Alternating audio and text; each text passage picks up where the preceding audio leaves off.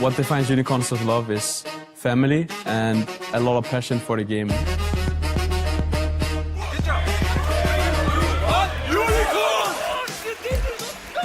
Everybody's really open-minded, and we always come to a conclusion of what is best. And in game, we usually have like everybody on the same page. But we have pretty good teamwork right now. 1-on-2, he hops in, and he's outplayed. First blood for Wonder. 2017 Fnatic was mostly defined by the animal style, like being crazy and going for a lot of kills. But in a way, 2018 Fnatic is actually the opposite.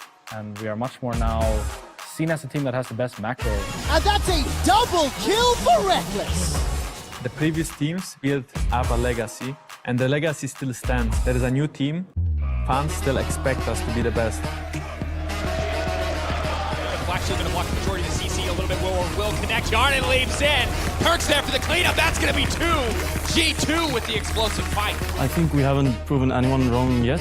We will see at the end of the split. It's fine to be underrated because no one really cares about you, right? I thought they were losing. Giants say no, they get the 8th. So you can just keep on playing. No one will really notice, and you just keep getting wins like that. We're still trying our best and trying really hard every day. If we win this week, the players are actually not that happy. Down here, great fight coming in. Unicorns of Love clean and has the pull. Is now going forward. The thing we define Giants, new talents, and draft towards the late game. And now we learn, so I guess we are back on track. My coach told me we'll make playoffs, and I trust my coach, so we'll make playoffs, and once we get there, we have a good track record of just stomping everyone. Vitality are running for their lives, but they have no life left. H2K is underrated. I think every single player is kind of looked down as this is like a turning point for us. Everyone is doing really well, I think. The game! Targus wants to bring it in. Ruin goes down. What is this? Oh my God! H2K, that is fucking beautiful! And for the first time in history, the 4th consecutive EU LCS title. G2 Esports. Misfits, the underdogs in this game. No one expected anything but them to hit hard.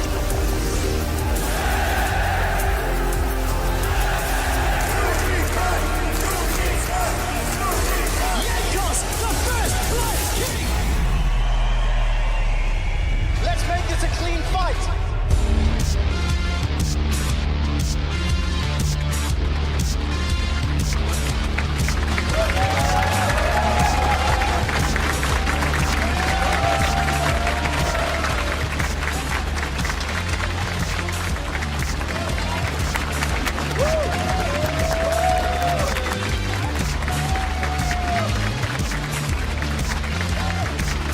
Welcome everyone to the EU LCS studio in Berlin, Germany. We've got a brand new patch and teams fighting for their positions in the race for playoffs. So gear up, vroom vroom, for a big day here in the spring split. Good afternoon, I'm Eva Shock supporter, joined by Martin Official. Lunga, did I catch you off guard there? Well, yeah, you did, but also the fact we had a guy in the audience with an Origin shirt also kind of caught me off guard a little bit there. So 2 big surprises already starting the show. He can still be a fan, you know, and fan of other teams that are playing right now. 100%. 100%. It's because Amazing is casting. That's it. That is why Yeah, you there we made go. the connection. Fantastic. Well, let's also take a look at the state of the league with only 5 games left for each team. No Origin though, but a very heated up battle for first place between G2, Fnatic, and Vitality. It is on between those 3 teams. Yeah, I love the fact we can have actually a 3-way tie for first place. That would be super hype. I'm looking further down the standings though. Schalke versus Unicorns off later today. That's going to be a big one because as you guys can see, they're tied at the moment.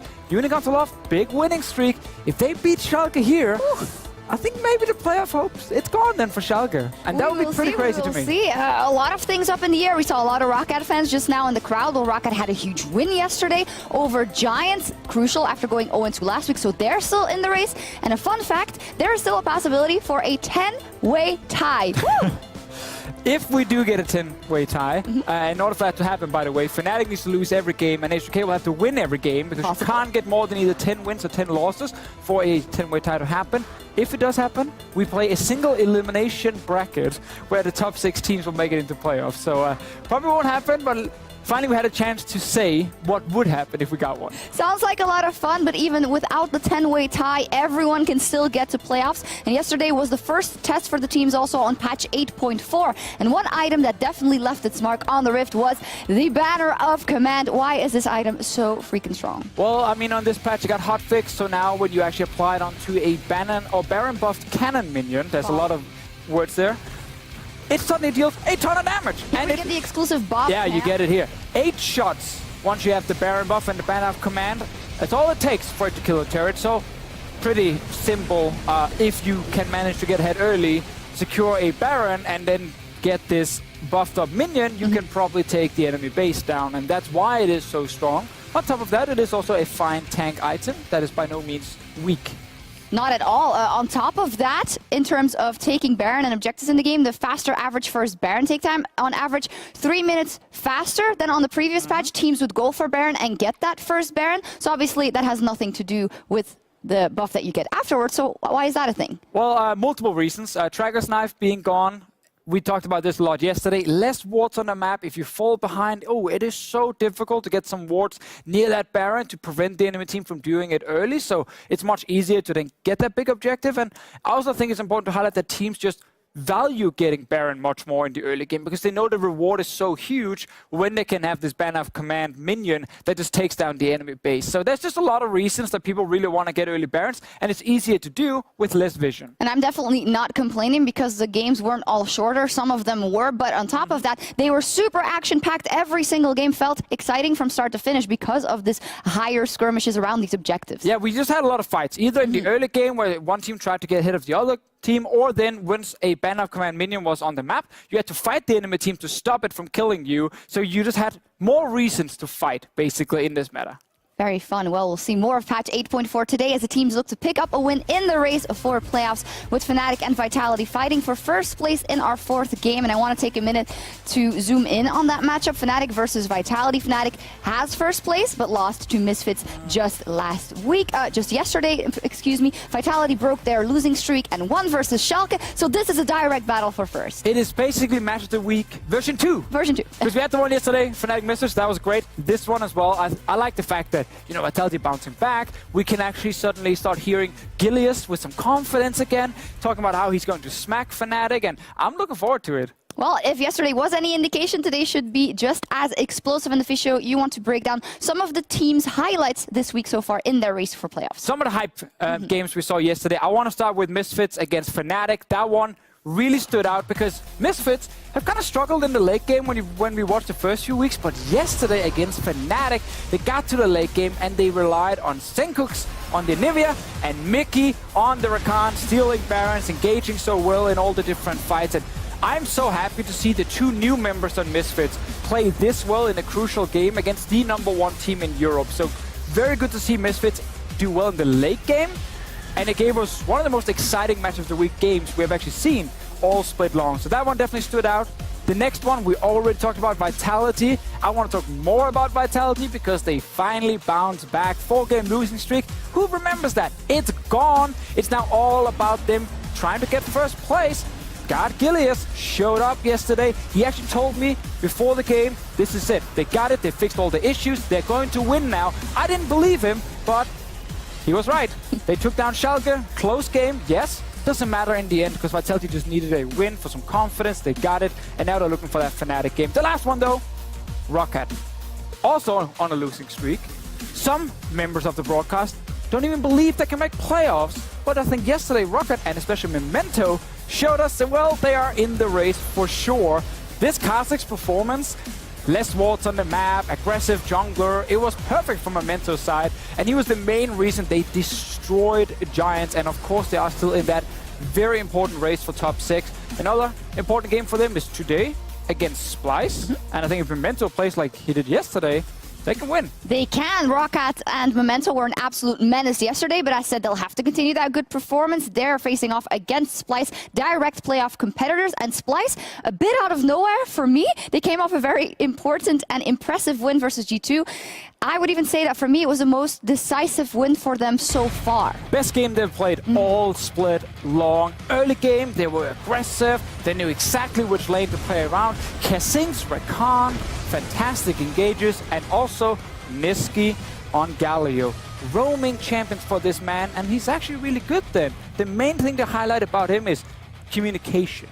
He knows where to be and he knows how to set up a play with his team. He showed that yesterday on that Galio. We got to talk to Kissing afterwards. That was what he said as well. This is the way when we were all on the same page, when we were having these decisive moments. This is how we can win games. But one factor that was also very impressive and we didn't see from every team was Peter Dunn's read on the meta. This was a beautiful 8.4 composition. Yeah, my favorite draft, if we look at all the games yesterday, G2 didn't even know what happened because in this meta, you want to have strong early game into really good Baron control, so you can get that Baron early and you can get the ban out command and you can win the game. So what they did is they said Zyra Khan, one of the best lanes you can play, especially if you have very strong AD carry and support. Then Galio mid lane for Niski, perfect to actually snowball this lane.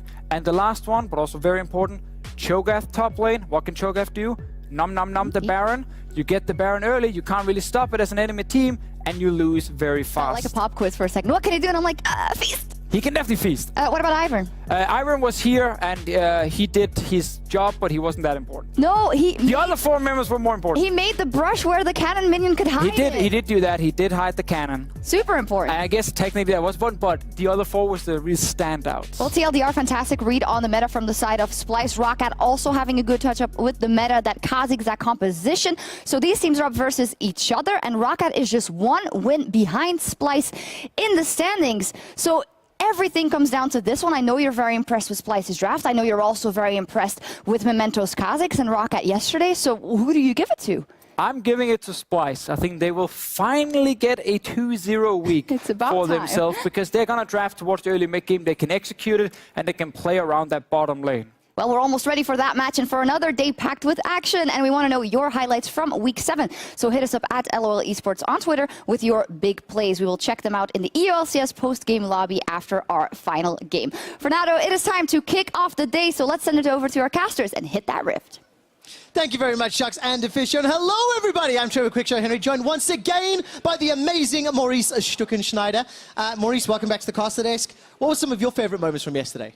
A lot of them, especially Splyce comp that we already talked about, and I'm really glad that I'm not fired yet. Well, we'll find out if you can keep the job. Let's take a look at the rosters starting on the blue side today. It is, of course, a Team Roccat. They will be starting in the top lane with a Prophet, Memento in the jungle, Blanc, Hiku, Norskiren rounds out the composition. And, of course, their opponents who got that fantastic win is, of course, Splyce. Now, both of these teams had great wins, both of them a little bit surprising. For Splyce, we just looked at that team composition where Odoamne, Xerxes, as well as Niski, Kobe, and Kissing stepped up.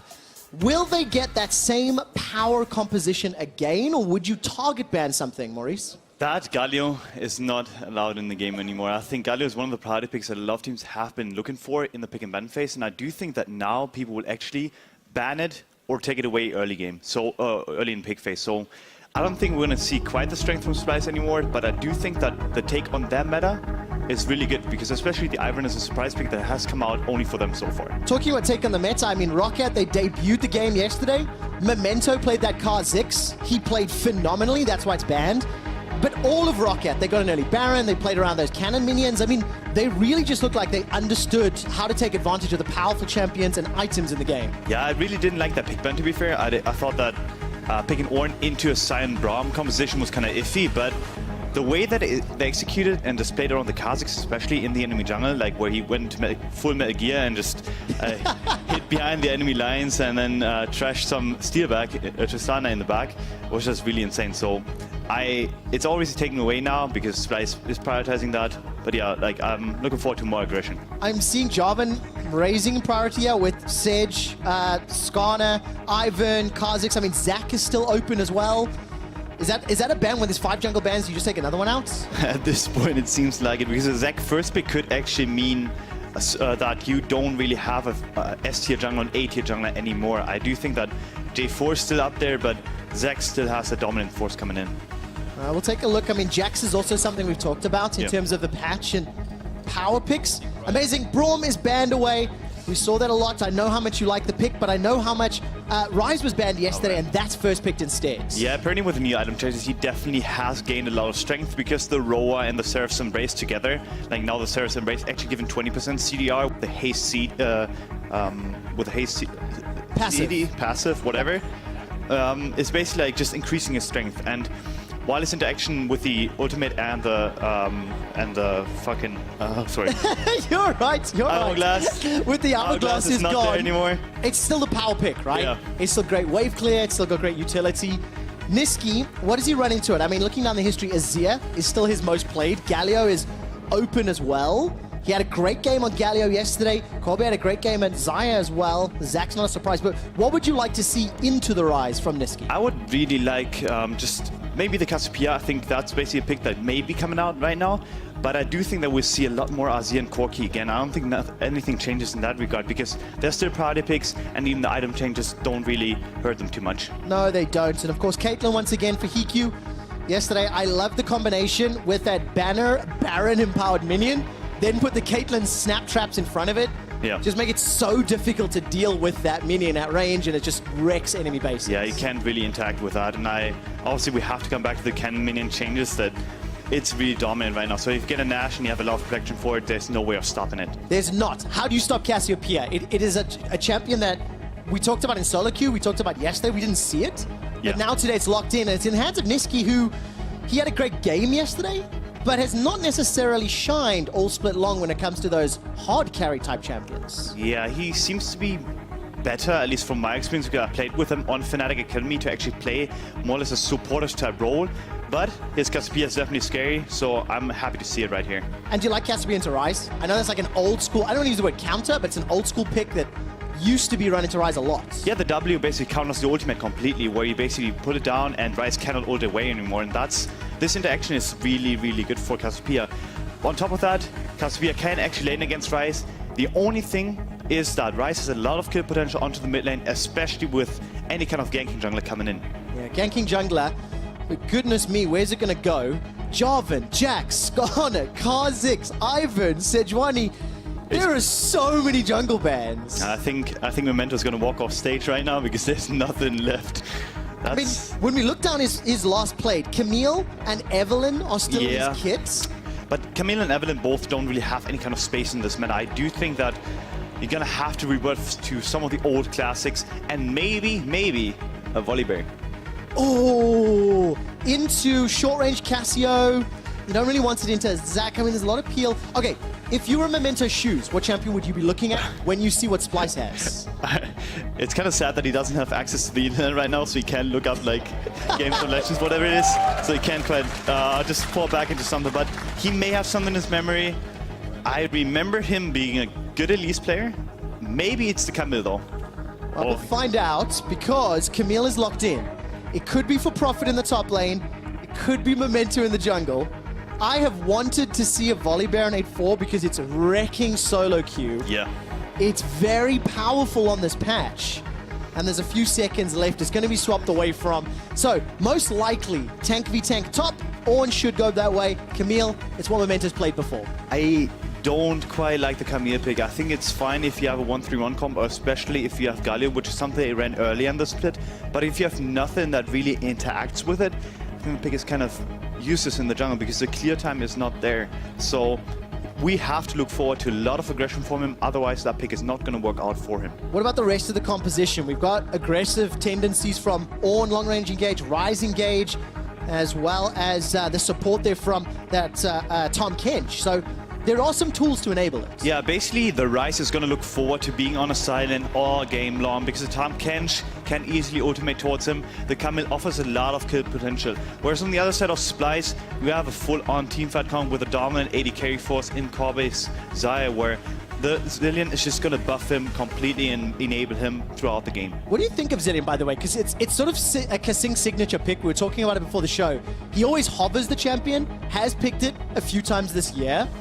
Does it fit? Do you like it? I think I chose it for him when we talked about Splyce ideal comp because I do think that Kasing is one of the only people in EU and only supports in EU that can viably pull off range supports, where other supports are kind of more of the gauge role and they're only comfortable with that, whereas Kasing can actually play the backline a lot more and interact with his AD carry and buff him up completely.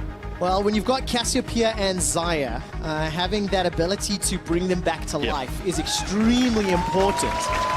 And of course, Roccat and Splyce, both of them at 1-0, both of them with kind of surprising wins yesterday. Roccat looked so clean against Giants, and Splyce took down G2 with a fantastic performance.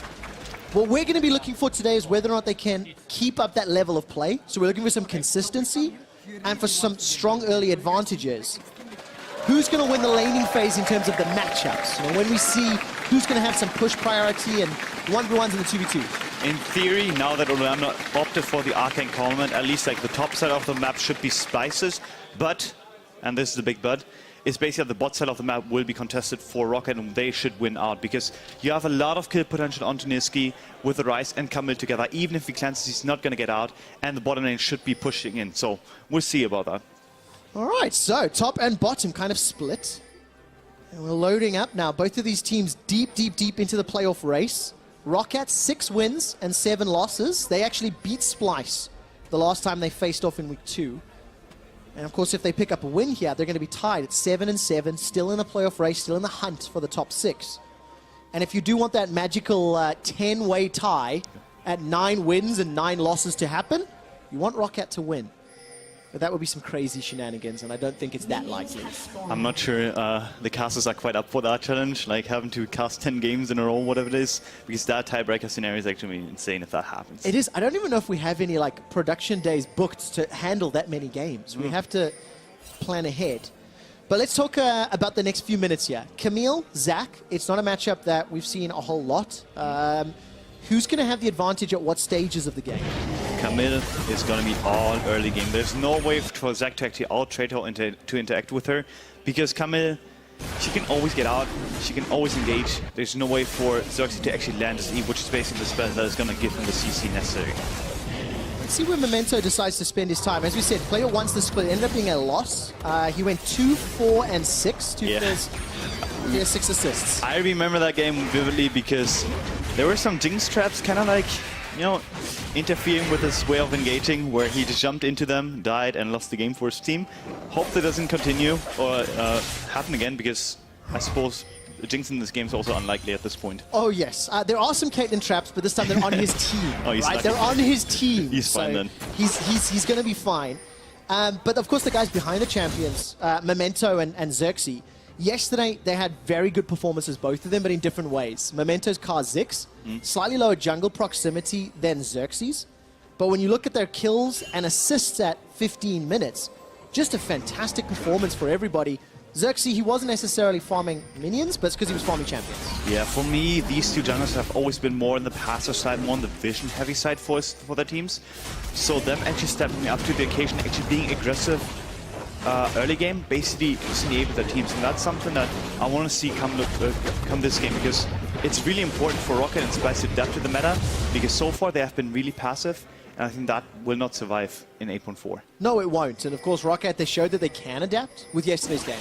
Really, really good early advantages. Memento's Kha'Zix, and you called it the Metal Gear Solid plays, invading and, you know, jumping into the face of giants. It's going to be a bit more difficult on the Camille.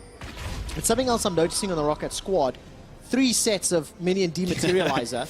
They're really scared. We have to see how long they hold on to them, right? Because if you don't keep it for the banned minions, what else are you keeping it for? Yeah, basically for nothing. I think they're going to keep like 2 each, just to make sure that 3 banners are not going to destroy the game for them. No, they're not. Blank's going to get a good overload there onto Niski. Trading damage. He's got the Unsealed Spellbook. Glacial Augment for Norscaren's Tom Kench, along with the Ignite. I'm just looking at some of the rest of the keystones. We saw a lot of Glacial Augment Scion yesterday. But as you've already alluded to, Odo1D opting for the Comet this time around. Get that poke, get some control in lane. Where will Splyce focus their attention? Xerxes level 4. Neither jungler's done any sort of real invade, any real sort of pressure yet. So a lot of options still available. I think Xerxes has a different role today than he had yesterday, where he's more likely just going to be the supportive kind of type, where he's going to walk behind lanes, maybe put a pink ward down, maybe put a twink down, and not really going to actively focus until basically the bottom lane spikes and the mid lane spikes, where they can actually roam off of the mid and bot lane and basically make plays around the bottom side of the map. Okay, wait and scale. Assuming no mistakes happening, assuming they don't fall behind, it's not too bad a strategy. First backs have gone in. Tiers for both mid laners. We get to actually talk about some of these mid lane itemization changes, because yesterday's Azir and Corki, we didn't see a lot of it. It was the Triforce and the Nash's Tooth.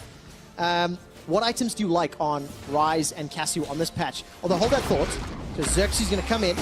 Stretching strikes, not going to connect. Blank's going to sidestep, run all the way around.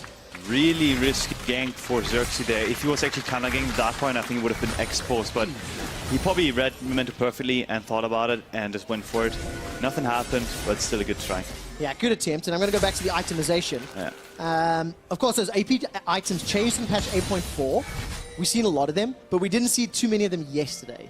So, obviously, Ludens has changed, GLP's changed, Morello, Nomicon, Leandries.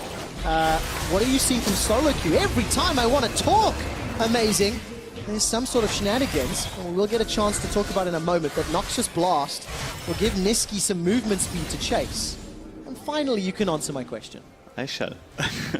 I think that the new Xeris, basically the 20% CDR that it now gives, is really, really efficient for both parties, where Nisqy, especially like the Caspia, will benefit a lot from it because she can just spam spells all the time. But the Leandry's Torment is actually an interesting thing now. Not going to come off for the Ryze, but I do expect it for Nisqy. Okay, expect it for Nisqy. Second item? After the Seraphs? Second or third. Okay. Really depends on how, obviously, tanky Memento is going to get, because for Camille it's always the choice between AD jungle item or a tank jungle item. I also call it like troll or not choice, because in the end, if you go full AD and you don't have any Galio on your team, you're really squishing teamfights. So I hope to see him go the tanky route. Oh, such a difficult situation. I mean, Galio, of course, was banned this game, so going to be a slightly more difficult game for Memento, but he showed yesterday he can play it. His Kha'Zix was very good. He picked the right engages at the right time. And as a team, Roccat were always there to support him. They always followed the engages. They were always making use of the vision. Right now, there's no real vision to talk about. And it's Red just... contest. Yes, just... something is happening. Trading some jungles. Yeah, basically when the map is just... You have no vision to contest, or you have no vision to place, which is obviously the case on 8.4. Contesting race is really important, because even though the comeback experience isn't that high anymore, as a setup for a gank on the side with casting, actually. Ooh. So I hope... They're gonna actually... Cheeky play! There's the flash already. Very good respect flash from Blank. Yeah, he had to flash that, because if Xerxes lands on top of him and he gets another bomb on top of him too, he's also going to be stunned. So that combination would have been fated for him. How much does it hurt Kobe, though? Because he's down 11 CS in that lane. For what it's worth, Blank is up around 16 CS. Profit is up a wave and a half of CS. It's CS advantages in every single lane for Roccat. Yeah, they play... Obviously, the Caitlyn was supposed to win, and the Ryze to a certain extent with the kill pressure too. So basically, when you play against Caitlyn at this point, especially in 8.4, I think, with Tristana kind of nerfs, you basically throw your towel. You kind of have to give up the laning phase to a certain extent and just hope to scale against it, because there's still that power hole that I think Cyanide once talked about. We're not going to reference that much. What was that quote? Amazing, because, you know... I think it was something about useless and nipples. Oh, yeah. For any of the legacy viewers, maybe you can remind us of what that quote was. Go dig it up. Cyanide legacy quote. I'm sure you'll find it. But regardless, we're trolling a little bit. I actually have a different tweet for you. All right, this comes from @GrievanceLol. That's the manager. There we go. The lads reckon my tweets suggesting we'll go 2-0 each week are causing the 1-1 curse. So no tweet today, just wishing our lads luck. But isn't he tweeting? Agreed. And looking forward to joining them at the studio again today. And of course, this is the Splyce manager, is that right? Shut up already, Jesus. Yes, there we go. Okay, thank you for reading the reply from Moto 1 there. I believe that still counts as the caster curse. Much like yesterday, where every single member of the broadcast team predicted G2 to take down Splyce, and they said to us to shut up, because Splyce ended up winning. Yeah, I mean... Sometimes managers are a bit overeager, and personally having worked with Grant, he had to put on a monkey costume once when he was on stage with us, so he's definitely more on the excited side, so him actually having to, you know, cut down the tweets makes sense. Yeah, definitely a mysterious decision to do that one. But listen, we're approaching 10 minutes. It's dead even as far as the gold is concerned. Yes, there are some CS discrepancies here, but we've got plenty of time to look at the mid-game. To me, it feels like the Roccat comp might be a little bit stronger in the mid-game. Some tools to engage. I like some of the synergy. What's your take on who's going to have the advantage? I think it really depends on how they play the map, because I do think if they bring in the Ryze, they should have the mid-game advantage. But if the lanes stay as they are, Splyce is going to scale, and Kobe and Casting are going to take over the bot lane. So mid-game advantage really depends on how much the mid lanes are involved. Right. And of course, for Blank, he's going to have that Realm Warp and the Unsealed Spellbook. So a couple of more options to get involved. Whereas Niski, with no boots and Cassiopeia and Flash only, the action sort of needs to come to him, really. Or as a team, Splyce need to plan their moves correctly. Decide when they're going to go for an objective, decide when they're going to... Seems to be that the Ryze is actually opting for the Abyssal Mask first item, because he has the negative cloak right there. Let's take a look what happens. Another gank in the mid lane, and another time that Blank's going to be able to escape. He took almost no damage. Xerxes, Kasing, Niski are trying over and over and over, and Blank is just completely outplaying them. He's completely unfazed by the pressure being put up, so I like his playstyle a lot right now. He's actually respecting the enemy and the enemy kill potential, and they're actually engaging on Xerxes right now. All right, now Xerxes, the first time he's really caught out, forced to use that Let's Bounce, gets away with his life for now. That looked a little sketchy as the animation seemed to cancel. But he escapes with his life and no flash blown. It was really intelligent by Memento to actually wait for a second E to actually... He waited at the wall and waited for it to come off, because Xerxes didn't need to flash. In the end, actually, he didn't flash. No, it was just that Let's Bounce. The animation Really? kind of like Yeah, it really cuts. looks weird. Yeah, it looked very strange. I do think that was a bit of a spectator moment. Well, but either that way... takes away my point. But there we go. Anyway, the engage by Memento was definitely something you should look forward to and look for more often now. Look, in contrast to yesterday, neither jungler has had anywhere near the same impact.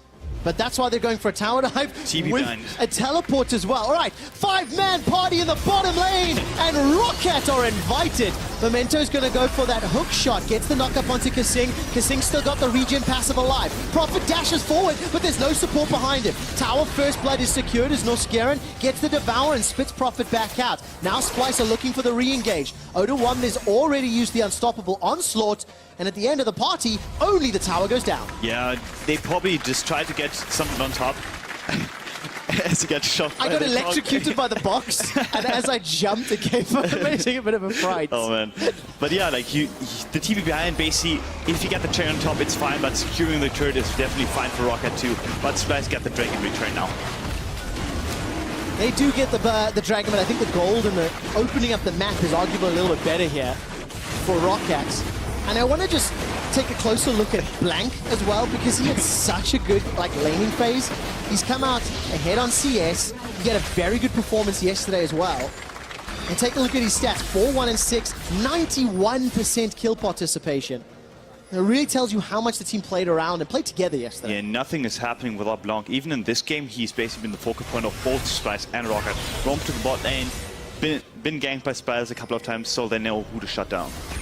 All right, Roccat though, because of the sort of sequence of plays, Roccat get the tower off the dive, recall, Splyce get Dragon, means Memento gets an uncontested Rift Herald, and there's already a pretty heavy push in the top lane here. Hiku's working towards that Infinity Edge, and look, laning phase hasn't ended. That's still a very effective Caitlyn. I may have misevaluated that matchup. I really thought that Kobe and Casting would at this point maybe take over, but I think it's going to take at least until they get the Essence Reaver and maybe even a couple of ganks, because this Caitlyn is still running rampage on the lane. He's going to take a lot of damage there from the push forward. Kobe and Kasing keeping themselves relevant, still keeping themselves fighting. And by the way, Minion dematerializes still with Norscaran and Prophet. So I want to see how long they hold on to them. It still takes an item slot. Yeah, that's the dangerous part about it. But the good thing is, Odam already has his men off command, so they have to respect that, because it can come out at any time, especially in 6 minutes when the Nashor spawns. It's going to be really, really dangerous, as we saw yesterday already. Oh man, the Banon minion. That's what I kept calling him yesterday. I'm happy it's stuck, because Deficio said it as well. Baron of Command plus Banon. Yeah, Baron of Command plus Baron buff. There we go. Add those two together, and minions hulk out like Bruce. You know? That's how it works. Somebody wants to call them Hulk minions. Yay! There we go. There's one. That doesn't quite stick. No. We should count the shots, actually, at this point. We should, but there's no Baron buff. So yeah, it's Niski's weak. But Rise is going to take a very, very, very, very, very, very long time to kill this The thing. funniest thing about this is that Niski's getting all the gold from this. So basically, he's just like, Niski, I'm going to taxi lane too. Of course, because Odo summoned the minion, he's getting the last hit, stealing the CS from Niski. But looking at that, actually, Cobb is really the only guy that can kill those minions on the Splyce side. Because Cassiopeia is going to have a really tough time. Odo and Xerxes are going to have a really tough time. Like, at least Hiku's going to have a little bit more range on that Caitlyn. Yeah, there's no other way for them to deal with it. But I think you cannot quite plan the pick ban for that, because otherwise you would have to go 80 mid every time. That's impossible, because there's so little 80 damage that can actually be viable in the mid lane right now that it makes no sense to play around. No, it really doesn't. And of course, you still need to get an early Baron. Right at the top of the show, you know, Shox told everybody the Baron numbers. Yesterday, the average first Baron time was 24.5 minutes. And before that, it was 27 minutes 40. So like 3 minutes quicker. You still need to take that Baron to unlock the play, and that means you need to have an early advantage. That's what Splyce are looking to set up. First Blood is still available. Corby's going to escape with that Feather Storm. Need to hold. Continuing to shut them down. Xerxes engaged, let's bounce, takes one back. First Blood picked up by Splyce. Lost Gerent's grey health, keeps him alive a few seconds longer. He continues to get ticked down. And unfortunately this time around, Blank did not respond. Splyce get the kill. They're looking for the tower as well. Memento did not respect the Zac ultimate. He should have seen out to flash out, and he didn't do it at all. Got counter gained and paid for it. Oh, really nicely done. This is the first time a game on this patch has gone past 15 minutes without a kill being secured. So, slow early game, but Splyce, they even the game out. They get the kill, they get the tower. They take a very small gold lead, and break me through some of the key spells that secured this kill. Yeah, basically, Memento's try here is completely blind. He didn't know where Zac was. He went in with the E, and he tried to connect with the ultimate, but there was no way he could. And once you're basically stuck in that kind of situation, Zac has an easy way to execute them together. He actually had no ability to flash. There was no way he's going to get out of that. And you know, it just reminds me of that story you were telling, Amazing. You were talking about a Caitlyn outside of the laning phase. And do you know, I happen to have a tweet. Outside of the laning phase, for the next 10 to 15 minutes, Caitlyn is about as useful as nipples on a man. Woo! Now, for those of you who are surprised to hear that, that is originally quoted by Cyanide, former jungler for Fnatic, and of course reminded by the legacy jungler now with me on the casting desk. Amazing. Oh man, yeah, that quote. he had his way around words. He did. Elegant speaker, you know? Truly, truly elegant. But the one thing that's Shakespeare. the one thing that's he didn't know about at the time, Cyanide, he could not have predicted the power of Banon minions and the Caitlyn trap to protect it. I wonder what he's going to compare that to. Like how useful those are. We'll have to find out. We should ask him. Who is more likely to get Baron first? We've got banners of command being worked on, being worked towards. There's still minion dematerializers for Roccat, which we're going to follow. And Baron's coming up in a minute and a half. And we'll answer that in a moment or two. Cobb's just going to get run down here. That was just a mistake. Beautiful flashy by Memento, securing the kill, leaving no opportunity for Cobb to actually ult out with a Featherstone. Really nicely done. Make sure it locks him down. But that was just a mistake. There was no tower to push for, no real deep vision. Hey man, is it a mistake if you get a couple more minions? You know, that's going on in his head, I suppose. But yeah, on a map scale, when you're alone as an AD carry, facing a mid laner, expect someone to back him up. Wow, EQ's now the next target. Devour was used. Very well timed. EQ gets stunned up. Grey health is popped. The bombs continue to chase him down because they're attached on his head. They don't follow him. Regardless, Splyce do not get a follow-up kill. They do get a lot of damage onto the tower. And with the threat that Odo1 provides, now all of a sudden Roccat are on the defensive. Yeah, Hikyu was always in safety, but I do think that Niski could have all in for no scaring because he should have known that the flash is down because he used the top lane. So him just kind of going out was unexpected. Unexpected indeed. And Prophet, by the way, has used one of those charges on the dematerializer. The only reason I keep bringing attention to it and talking about it, we saw how impactful that strategy can be yesterday. Prophet is now running for his life. Niski goes down a Noxious Blast. Twin Fang off the Twin Fang. The Miasma is going to block the ability to use any movement abilities. But Prophet is locked out of place. A Decimating Smash holds him down. One more little dash forward, and despite a long run around, Niski does get the kill with Twin Fangs at the cost of the mid-outer turret. Not sure if that was worth it because now Roccat can actually rotate towards the top of the map. They expected this kill to go down way faster, but it didn't. All right, who's playing the map better? That's what I want you to tell me about in a moment or two. Blank's going to get a couple more autos onto the top outer turret, but Odo teleported in to defend it, and as it stands, Splyce with a kill advantage, Roccat with a tower advantage. I do think that Roccat right now is understanding the map a bit more because they're already playing towards the top side. I do think that Nisky now has to be pressuring the top side of the map, basically be on the top lane, pressure on the rise, and have maybe the Sion actually back him up and get a gank off, because killing Prophet doesn't do anything for you. Killing the top side of the map does. All right. Bottom tower will at least be an equalizer, albeit a little bit longer, a little bit later.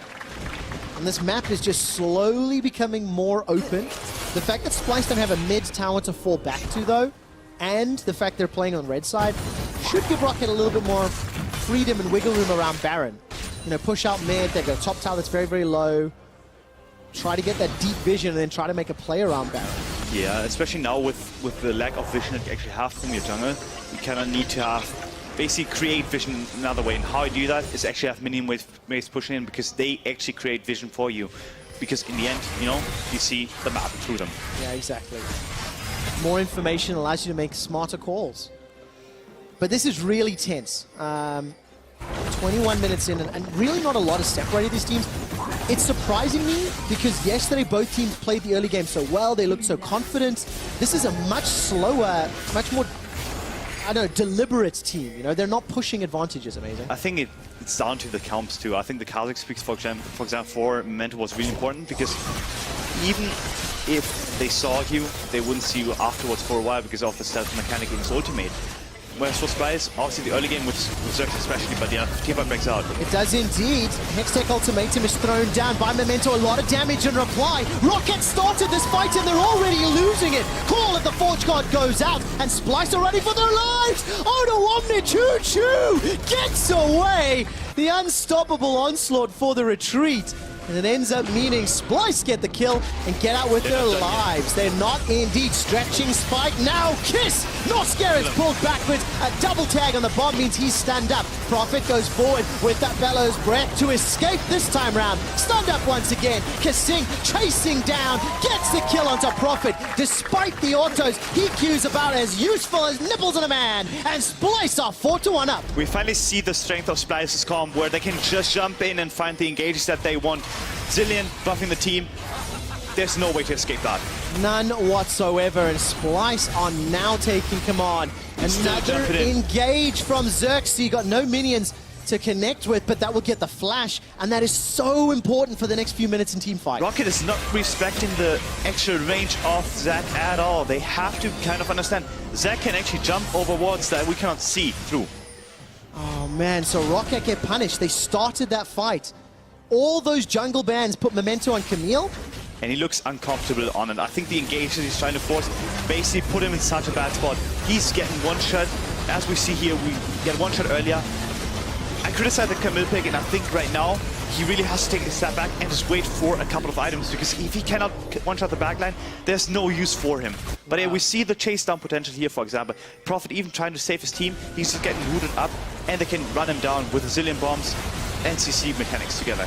Oh, it's really tough to get away. Sion, Zac, and Zilean. I've got a lot of tools that can stack on top of one another. Does Zilean's movement speed buff actually buff Sion's ultimate in terms of like the... I don't see why not, if you can throw that down earlier. I need to know now. We'll have to find out. Unfortunately, I don't play either champion, so I don't have any first-hand experience.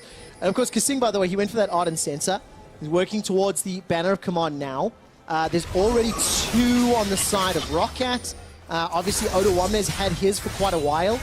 Still a couple of minion dematerializers on the Roccat side. So yesterday they showed they can play the meta, they understand it.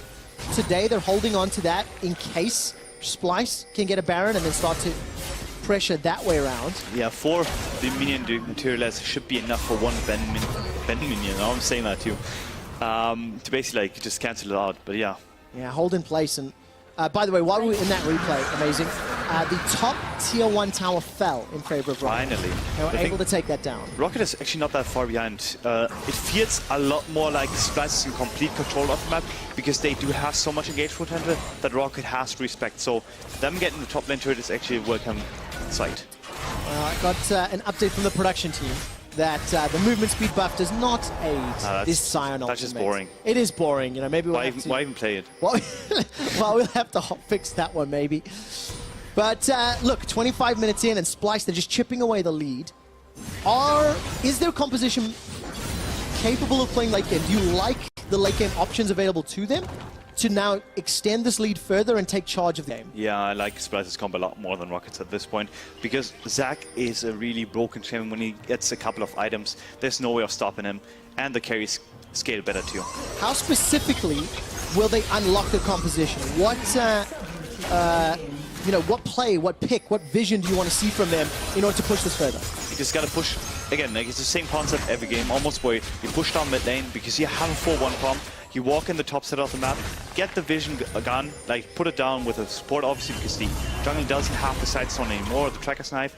So yeah, basically control the top side completely, walk back into the Nash pit and bait it, because Splyce cannot start it right now, I think. By the way, there's a couple of question mark things down in the bottom lane. Really? Splyce couldn't start it because Odo1 is dealing with his banner empowered minion. Question mark. There was two banner minions fighting each other, and Odo had to stick around to help his out to take it down. Interesting to note, you can see now Baron Nashor is the focus for both teams. They're pushing vision. Every team that got the first Baron yesterday went on to win the game.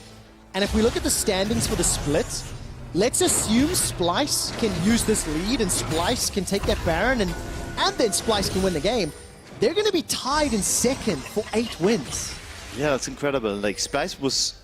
I mean, obviously they win 1-1 every week, but they still looked inconsistent, where I could not place them in the rankings. Them actually stepping up now, maybe having a 2-0 week, basically puts them at the top. Every single week, the Euphoria podcast and their guests have ranked Splyce very, very highly. And Splyce this week are looking good. They took down G2 yesterday. They've etched and clawed this advantage after 27 minutes, and now they're setting up around Baron. And remember, every team yesterday got Baron that used that banner of command, could then go forward, but every team yesterday did not have 4 dematerializer stacks to use to try and counter that strategy. So there is still some counterplay for Roccat despite what happens here, Amazing. Seems to be that Roccat actually has to give out Nash because Splyce can easily rush it down now. No, they're not in position to contest. They're not, but they're going to teleport over the wall! Memento does it! He steals the Baron from Splyce! And remember the stat! The ensuing team fight, Call of the Forge God is good. It slows down Kobe. He's running for his life now. Locked in place by the Hextech ultimatum. And Splyce, what have you done? Roccat are decimating them, destroying them, and deconstructing Splyce where they stand. Neither me nor Splyce accounted for the Tom Kench ultimate, bringing in momentum behind the team and allowing him to steal the Nash from the backside. Just a really, really well set up play by Roccat. I did not believe for a second that was going to happen. Especially because the Nash was down to 400 HP. I think we're going to see a replay, hopefully. But yeah, if the Nash is that low, Xerxes, smite it. It's not that hard. We see them rushing it down, no scaring, setting up the Tom Kench ultimate, bringing the commit in behind, and we see how low the Nash is. It's 400 HP. Oh, the smite is ready. Kidding me. I've been there, done that, but when it gets that low, you have to secure it. It's just unbelievable. Okay, now the ensuing team fight, Splyce are split up. It just looked chaotic, and they just run down. Yeah, it's a lot about, at that point, also like tilting to a certain extent. I don't want to call it tilters, but when you lose the Nash, you expected to get it, you expected no contest, and suddenly it's gone. You're not going to necessarily be properly team fighting afterwards, and he's actually really happy about that. There is no doubt in my mind that Noskeren has the best facial reactions of the spring split in the EU LCS. He dabs, he dances, and he damn well enjoys the good plays. That's such a welcome sight from Rookie. When I started out, I was always so tense. I didn't even want to move on stage. But yeah, he seems entirely comfortable, and I'm happy seeing it. Now, we just showed the standings a moment ago. If Splyce were to win, they'd be tied for 3rd. If Roccat are to win, they tie Splyce at 7 wins and 7 losses in the middle of the table. And look at that. Banner of Command, empowered minion. No dematerializers on Splyce side. Caitlyn traps to protect this minion. And of course, if anything does break out, Call of the Forge God from Prophet, that's another tool. The answer from Odo1, an unstoppable onslaught. He goes forward. Devour from Noskeren will buy some time. Realmwar brings Blank back into the fight. and a couple of Roccat pings on the top lane, but Splyce successfully defends. What I like about the Sion pick is that every time you have the cannon minion down, the banner minion, you just engage and you basically force fight. Ryze was in the mid lane, they saw the opportunity, they cleared out the wave, and that was it. Oh, unbelievable. Memento, it's his third Baron steal this split. He's actually tied with Max Law for Baron steals. Didn't he get 2 in one game? Versus so. God Guinness X, I remember. I think so. A lot of people have got Baron steals from God Gilius. Despite his #1 ranking on the Gilius jungler tier list, when he smite fights, he's pretty low down, I think. I mean, smite fighting is always a bit hard. The one that comes in, tries to steal, has the psychological advantage, because in the end, he has nothing to lose, whereas the one that sets up for it has everything to lose. Exactly. It's about setting the precedent, right? All right, Splyce, by the way, they will at least get something. So third dragon of the game. The next one's going to be Elder, and that will come up just after 36 minutes. With 3 dragons, no dragons for Roccat, that's going to be some late game insurance. But Splyce are now playing defensive. Let's turn our attention to Roccat. The obvious answer here, protect this minion, but Baron buff is just worn off, so you can see how little impact it is. Yeah, so Zaya does a lot of damage to it anyway, so they can't actually set up every wave with it, wait for the Nasher again, and then do it properly. Wait for Nasher to do it properly. I mean, that was the comeback moment, right? For Roccat, they were losing. That was the thing that got them even and now marginally ahead. Yeah, there's always going to be momentum plays in every game. And especially if you set up for Nash, you think it's easy, the enemy gets it. It really tilts in their favor. It really does. I'm just trying to count banners. It's still 2 on both sides. As we've now gone past 30 minutes, it's a 3,000 gold lead for Roccat. 4 towers to 3. Armor pens being picked up for Hikyu. He's starting to become more useful because we're past that 10 to 15 minutes after laning phase. And as the siege is being set up in the mid lane, under one-man Splyce, they're going to brute force their way in. You still have to care for Caitlyn traps because she does so much damage even on the front line. Is there a flanking opportunity? I think it's really hard right now to actually flank unless you can basically one-shot a target. And I don't think that Memento alone has the ability to do so. If Ryze comes in from side 2, it can happen. Talk to me a little bit more about this Cassiopeia in the late game. Leandri's Torment has now been completed. We know the team comp that she's playing into, and you can see the changes. Madness Damage Champions is increased by 2% until you exit combat, and then obviously the max health per second damage. There's still a lot of burn that's going to help you against Prophet and Noscera. Yeah, especially on Cassiopeia with her Q poison, basically. The Torment is going to stay on it, and she's going to stay in combat with that too, so it's a perfectly synergizing item for her. What do you think into the the composition, playing into long-range engage from Ornn, the baby cage from Memento? The baby cage. Yeah, the Devour from Noscera. Like, there's also tools to deal with Cassiopeia's damage, right? Pretty tough, though. The thing is that Cassiopeia still, especially with the front end that they have, like Splyce has, Sion and Zac, that he shouldn't really be engaged upon. And worst case, he can still be revived by the Zillion. Very good point. Kassim's going to have to stick back, use that Chrono Shift as best he can. Talking about Kassim, the Zillion, we've seen the stuns working out. He's obviously had the Ardent Sensor for a little while, got that banner for a little while. But it's still going to be a very difficult game now for Splyce. They're on the defensive. They've only got 2 towers left outside their base. And 1 minute to Baron. So who's going to set this up more effectively?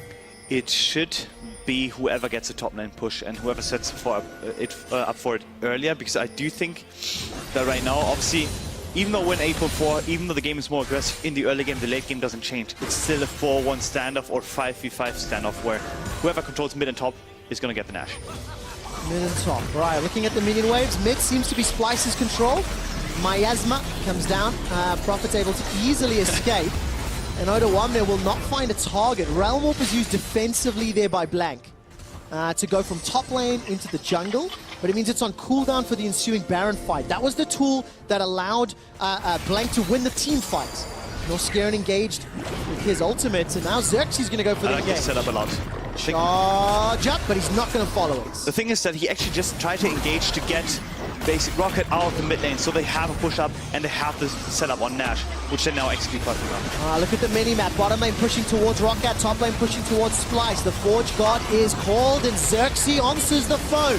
Kasing's knocked up on the back end as now Odo's in trouble. Locked inside the Hextech ultimatum, being revived by the Chrono ship. He's back up and alive. His passive now gets popped, and from beyond the grave, he's now going to start wailing on Roccat. I take that back. He can't even get in range. Roccat find the kill, and Splyce are running for their lives. Yeah, as I was commenting on Splyce actually having a good Nash setup, they over-engaged. It was too far. There was no way that the carriers could actually follow up, and Odo Unknown was a sacrificial limb.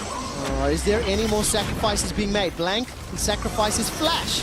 Obviously going to get 1 or 2 autos onto Prophet, and Memento brought into the back line. I'm going to go back to that tweet we read 20 minutes ago. Splyce's manager, did he jinx them? Did he send a tweet that set Splyce up for a 1-1 week? Let's see what happens with this Baron. Xerxes got Smite available. On Corby. He's completely zoned out of the team fight now. There's been 1 Smite steal already. Xerxes thinking about going in. Chrono Shift is available. He's inside the pit. 1900, 1200, 800. The steal is on, and Xerxes gets out. Ace in the hole will pop his passive. No, Chrono Shift saves him. My God. Are you kidding me? 2 steals in 1 game. I mean, you know, sometimes you just gotta be a nice guy and just equalize the bill, and that's exactly what Memento did for Xerxes here. Leaves up the Smite, leaves up the Nasher to be smitten away, and Xerxes takes the chance. I am so shocked. Where is the burst damage here from Roccat? I mean, looking for the Smite, looking for the Smite. Oh God. It doesn't even look like Memento gets it in time. I think they just didn't account for the amount of damage that Xayah Feathers actually do, and the double bombs off of Zinnen. The complete burst damage off of Splyce was probably more than the actual smite damage off of Memento, and there's no way of countering that. I have another amazing quick stat for you, Maurice. With Xerxes' steal, he now brings his total to 3 for the split. So they're all tied. Joining the elite club of Max Law, Memento, and Xerxes in the Guild of Thieves. Oh man, what a fantastic, fantastic game this has been in the mid to late game now. Well, Memento does have the opportunity to now revenge himself again when he gets the back down, potentially. Oh, big damage onto Memento. He's so squishy. The free dragon at this point. There's no way for them to contest. I criticized his item choices earlier. I don't think that an AD jungle works right now unless you're Lee Sin and amazing. You know, that doesn't work. Well, Memento and Xerxes are channeling El Bandito this game. Each of them pulling off the Baron steals, but Splyce have Baron buff, and have Banner of Command, have a 3-Drake Elder. Now there are 3 minion dematerializers for Noskera. Those are the only ones in the pit. Yeah, the better minion actually doesn't matter as much right now because he cannot really be buffed besides obviously like the initial buff of the Banner of Command. So now look at this minion wave. It is gigantic for Splyce. 1 shot, 2 shot. The Banner minion gets chunked out and the dematerializer was used. Noskera's already popped 1 of those procs, and Roccat will live to defend their base. 5 Caitlyn traps prevent Splyce going further. And by the way, Hiku already upgraded his Infinity Edge thanks to Ornn.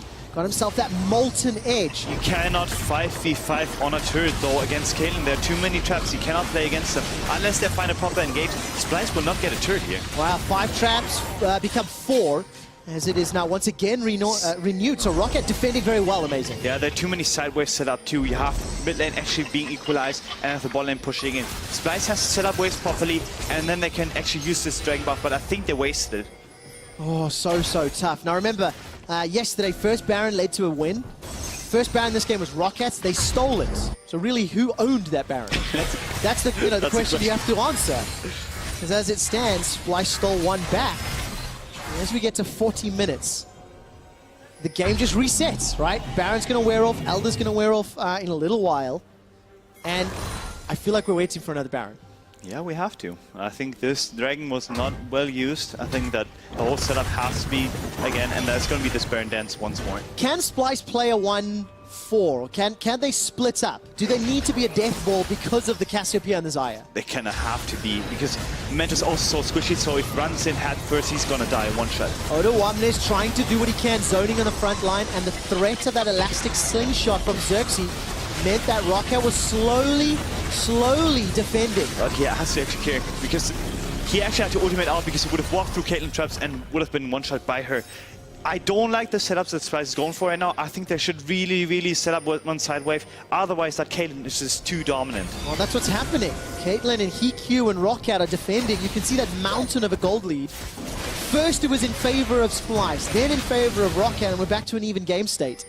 It's 200 gold separating these teams, despite what has been swings of like 2,000 to 3,000 over the game. Okay, how do you set up a side wave? You said it a lot. Okay, so what are the steps that Splyce have to follow? So basically, usually you hit a couple of minions and then they die. And if more of the enemy minions die than of yours, then you're gonna have a set up side wave, and that's what they're not doing. It's simple as that. So that's what Rocket's done in the top lane now, yes, right? They're slow pushing that wave basically. They have more minions, it's gonna slow push, it's gonna hit the turret. It would take the turret if obviously they wouldn't respond to it, but yeah, that's just how easy it is. And I don't understand why some teams sometimes fall back and they just forget about the basics. It makes sense in the heat of the moment though. When there's so much action going on, your brain is just overexcited about things that are happening and suddenly you forget the basics. Well, Roccat seemed to push that way very well. And yesterday, Amazing, you talked about how you felt Roccat were a team that theory crafted very well, that they demonstrated an understanding of the macro and their win conditions, but sometimes failed to execute. Yeah, that's what I like about this matchup actually. Like, both Roccat and Splyce kind of have that same attitude that they're not really always in the moment. We saw it yesterday with a lot of early aggression, but again, today, 6-5, 41 minutes, nothing is really happening besides Baron dances and Nashor steals, which is cool and all, but it's still like down to the basics of the game, and that's what they're playing for. Well, let's see who's going to get that advantage. A little bit later today, by the way, the battle for first place between Fnatic and Vitality. It's Match of the Week 2.0. Because, of course, yesterday Splyce picked up a win against G2. Vitality broke their loss streak. Fnatic lost as well. So we got this perfect storm where we could have, at the end of today, a potential three-way tie for first. I love it. It's so fun to actually see some competition in the league. You have had Fnatic, for example, last year dominate in the summer split. There was no competition, obviously, until the playoffs hit. And this year, it's completely different. Vitality actually now finally coming back and understanding the meta again is a really great side for the league. And Roccat and Splyce battling in the middle of the table. I mean, if Splyce win, if they can turn this game in their favor, they tie for second or third, depending on results today. We've got those Banner of Command minions. We're going to need some more names. If there's one on the map, it's Bob. The second guy's Frank, but I think we've hit 17 by this point.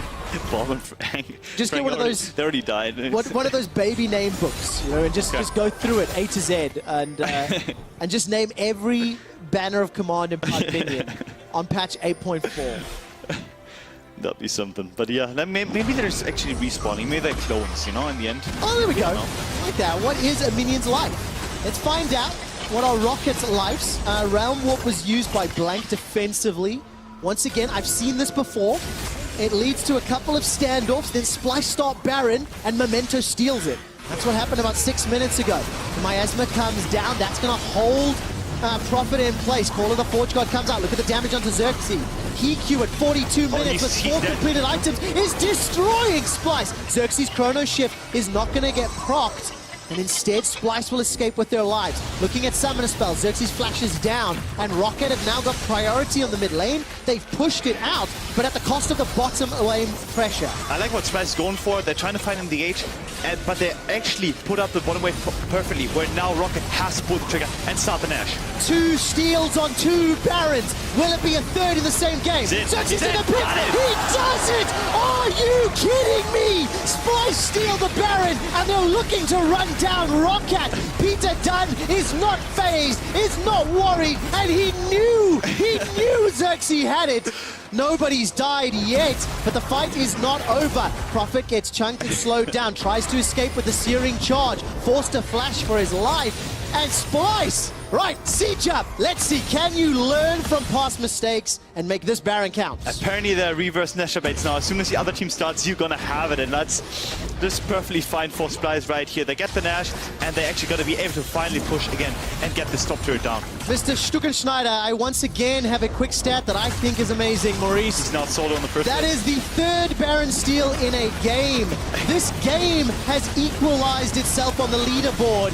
And this time round, Splyce get the tower. They get the kill onto Norskeren. They take down Memento, but Blank and Prophet will not be done. They drop Xerxes. They get him through the Chrono Shift and the Cell Division, and they send Splyce packing. You're now thinking about, I don't think that Splyce should have actually pushed that hard. The Dragon is gonna come up right now, and the second Elder for them would be perfectly fine because obviously it's been buffed for 8.4, but now Roccat actually get the position on it. Oh man, Roccat, can they turn this around? 20 seconds for the Dragon, 40 seconds for Xerxes' death timer, so numbers advantage. It's not going to be the most pivotal, but we do actually have a graphic prepared for the second Elder Dragon secured by the same team, right? You have to pick it up twice to get that buff. And we'll see whether or not Splyce can secure it because, amazing, they're moving in. Plus 100% buffs if your team picks it up. Xerxes is dead though. I mean, Memento on the other side too, but I think it's still risky because Roccat has a lot of burst and actually interact with it, especially with the Tom ultimate bringing Memento in potentially. This is a 4v3 for now. Norskeren and Memento making their way down.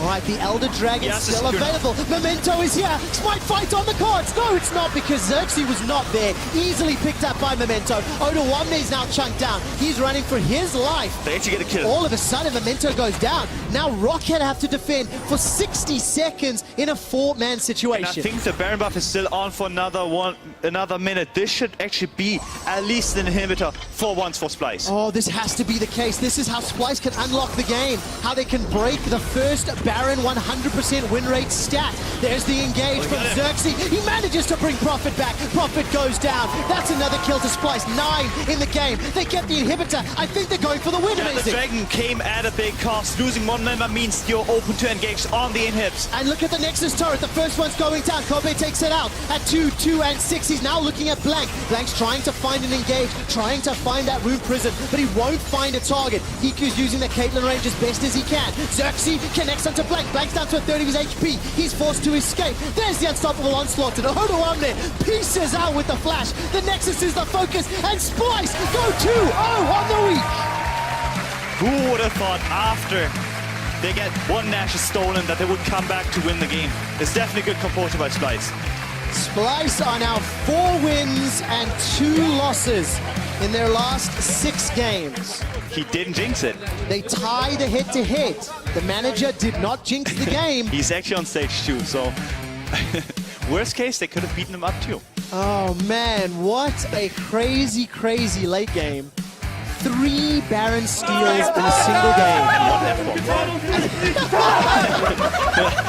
Best part. It's worth it. It was a prelude. It was a prelude to the game. I had to get it out, you know? It's amazing. on my chest now. Oh, but how tough is that loss for Roccat? It felt like they played clean. It felt like they did so many things right.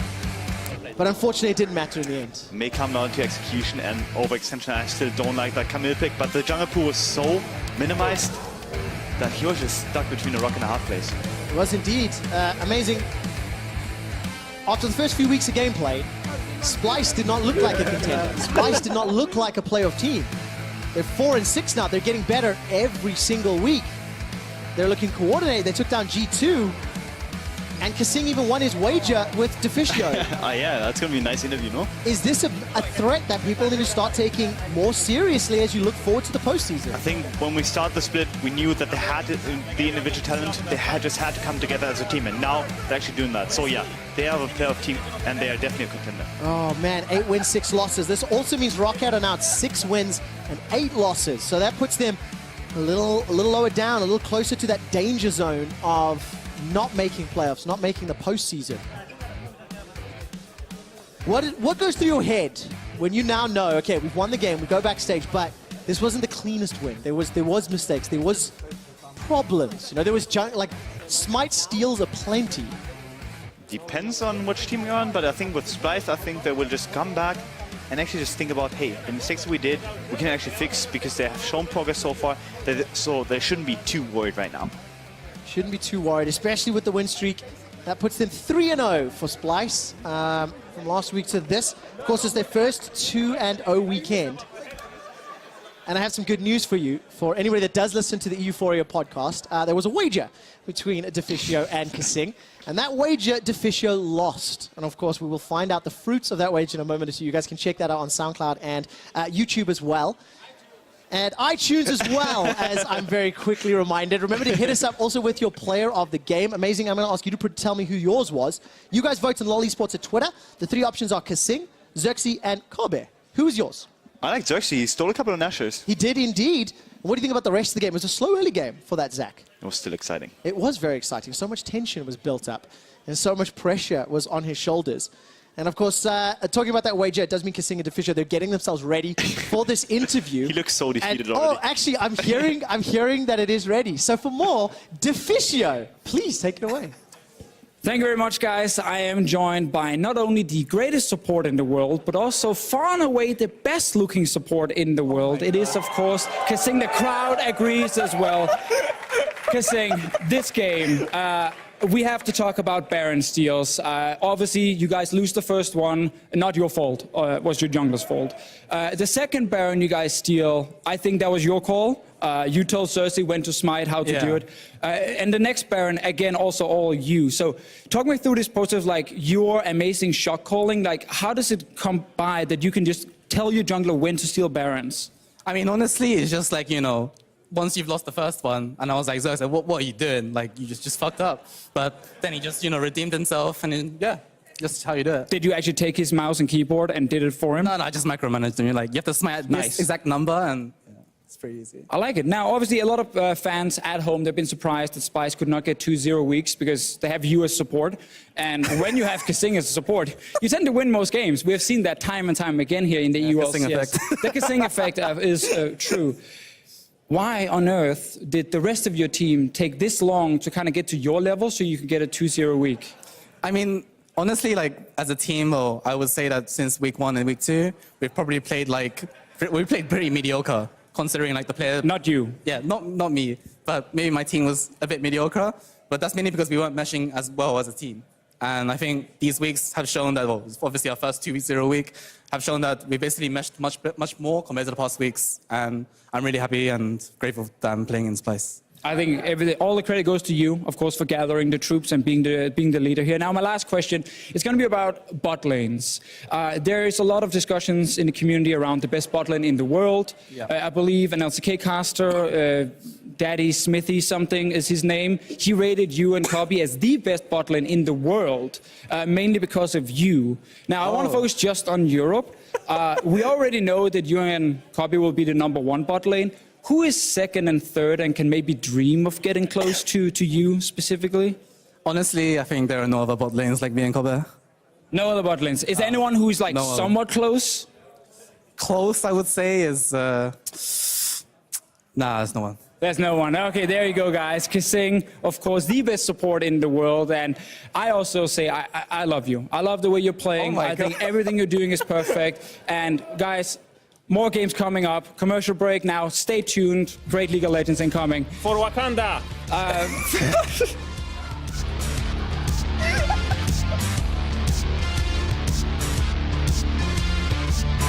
of course, Roccat and Splyce, both of them at 1-0, both of them with kind of surprising wins yesterday. Not in position to contest. They're not, but they're going to. Memento does it! He steals the Baron from Splyce! He's running for his life now, locked in place by the Hextech ultimatum, and Splyce